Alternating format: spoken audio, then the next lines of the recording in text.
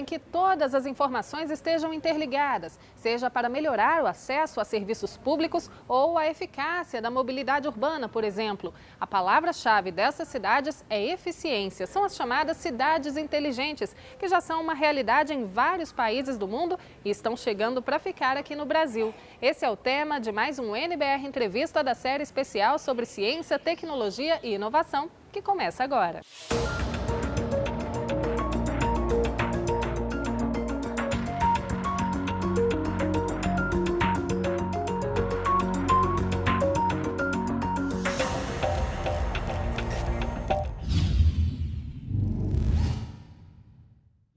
E o nosso convidado para o bate-papo de hoje é o Luiz Ramos, assessor técnico de telecomunicações do Ministério da Ciência, Tecnologia, Inovações e Comunicações. Muito bem-vindo ao NBR Entrevista, Luiz. É um prazer estar aqui com vocês. Bom, nossa equipe foi às ruas perguntar, afinal, você sabe o que são cidades inteligentes? E a gente vai ouvir o que o pessoal falou agora antes de começar aqui nossa conversa. Olha só. Cidades inteligentes? Não sei. Mais ou menos. Uma coisa moderna. Eu acho que é controlada por algum sistema informatizado, né? Eu creio que seja isso, não tenho certeza, né? Essa é a primeira vez que eu ouço falar. A primeira coisa que vem na cabeça é quando você, é mais sustentabilidade, mais, quando tem alguma pessoa que tem deficiência e tem uma rampa para ela. Uma cidade inteligente, eu acho assim, que tivesse assim, tudo que favorecesse ao cidadão. Na minha opinião, cidade inteligente, cidade de primeiro mundo. Seria muito bom porque, assim, a modernidade, né, chegando em Brasília, no Brasil, seja onde for, né? Eu entendo que onde você tenha facilidade, mobilidade, que você tenha uma organização pensada visando pedestre, visando automóveis, visando meios de transporte alternativos, enfim, eu entendo ser por aí. Bom, Luiz, eu tenho a impressão de que o Wellington acertou em cheio esse conceito, mas conta você pra gente, o que são, de fato, as cidades inteligentes? Bom, cidades inteligentes são cidades que fazem uso de tecnologias de informação e comunicação para a melhoria dos serviços públicos prestados, como transporte, a mobilidade, a questão da saúde, da educação, uma série de informações que vão auxiliar o cidadão no dia a dia. As cidades inteligentes são, de certo modo, uma evolução das cidades digitais. Explica pra gente esse processo. Sim, são uma evolução. No conceito das cidades digitais, a gente traz o primeiro passo, que é a infraestrutura de rede que interliga a cidade, que interliga os equipamentos públicos. Já com a cidade inteligente, você agrega a essa infraestrutura os serviços inteligentes, que são serviços como monitoramento de tráfego, monitoramento de clima, de chuva, uma série de ações que vão facilitar o dia a dia do cidadão. Bom, as cidades inteligentes já são uma realidade em países como a Dinamarca e em 2018 a gente tem informação de que a Coreia do Sul vai inaugurar a primeira localidade totalmente inteligente. E aqui no Brasil, a gente pode dizer que esse conceito ainda é um sonho ou já é realidade? Existem projetos caminhando nesse sentido? Sim, o Brasil tem várias localidades que já caminham no sentido de uma cidade inteligente. Em alguns lugares você tem empreendimentos novos que já nascem com esse conceito de cidade inteligente, então com uma rede de comunicação que permite você agregar os serviços e os dispositivos. Em algumas outras localidades você tem cidades que já são mais antigas e aí você tem pouco a pouco os serviços sendo implementados. Bom, a gente vai aproveitar então esse gancho para mostrar para quem está nos assistindo um exemplo de cidade inteligente que fica lá na Grande Florianópolis. É uma reportagem da TV da Universidade Federal de Santa Catarina. Dá uma olhada. Na Grande Florianópolis, temos como exemplo a cidade criativa Pedra Branca, a cerca de 18 quilômetros da ilha.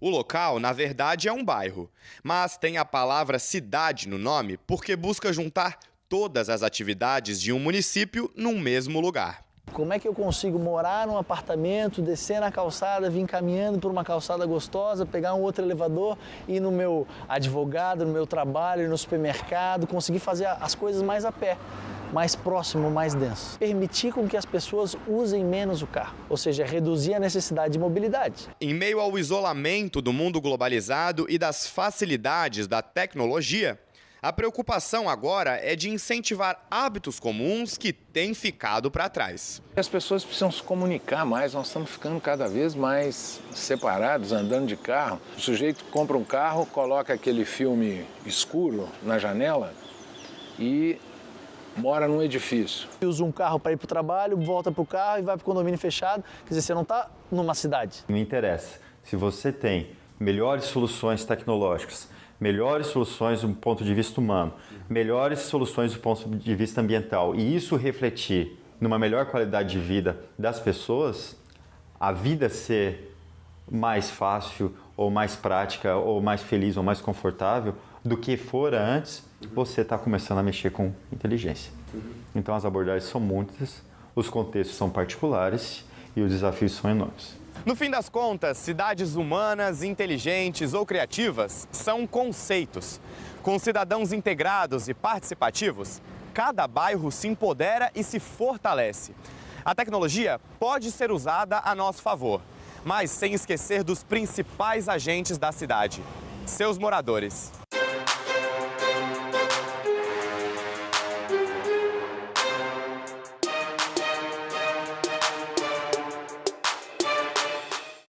É justamente isso, Luiz. O foco das cidades inteligentes está nos próprios moradores. A ideia é facilitar a vida das pessoas, encurtar as distâncias, por exemplo?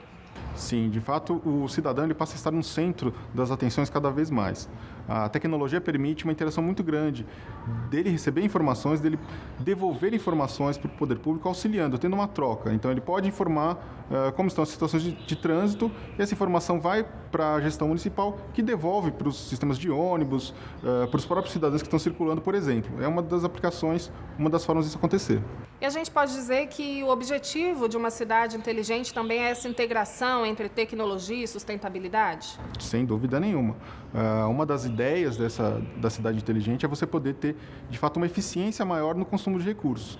Sejam recursos financeiros, recursos naturais, recursos humanos, recursos técnicos, de forma que você possa usar todas essas possibilidades de uma maneira mais eficaz. Em que outras áreas o conceito de cidade inteligente pode melhorar a vida do cidadão, além de reduzir o trânsito, melhorar a mobilidade? A gente também pode dizer que entra aí a qualidade nas telecomunicações, no compartilhamento de informações, por exemplo? Sim, o compartilhamento de informações é uma das bases da cidade inteligente. Ela se coloca trabalhando com uma série de dados coletados, uma integração de bancos de dados, gerando informações que vão ser analisadas, como, por exemplo, na saúde. Você pode ter essa integração entre postos de assistência básica, hospitais, integração com hospitais em outras cidades, você transmitindo informações, transmitindo exames para outras cidades, facilitando o acompanhamento dos pacientes. Nesse sentido, você, inclusive, tem a economia do deslocamento. E, Luiz, a gente está falando aqui de aplicativos, como, na prática, essas informações vão ser compartilhadas com o cidadão e o setor público? Bom, você já tem a Lei de Acesso à Informação, que faz com que os municípios tenham que disponibilizar uma série de informações de sua gestão para o cidadão.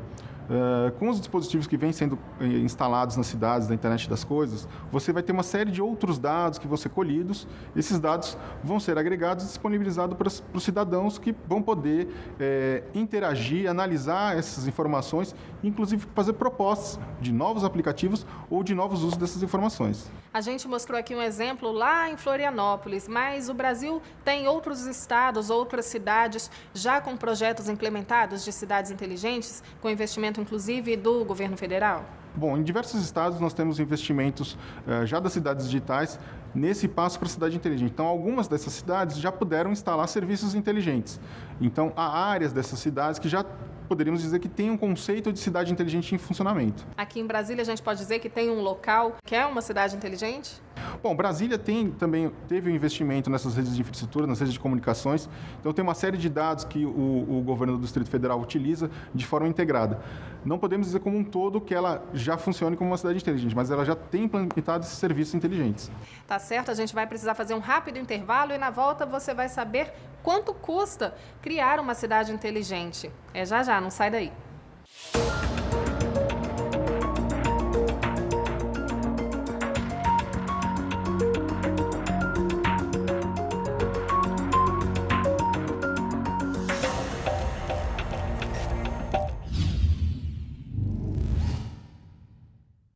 Já estamos de volta com o NBR Entrevista, da série especial sobre ciência, tecnologia e inovação. E o nosso convidado de hoje é o Luiz Ramos, do Ministério da Ciência, Tecnologia, Inovações e Comunicações.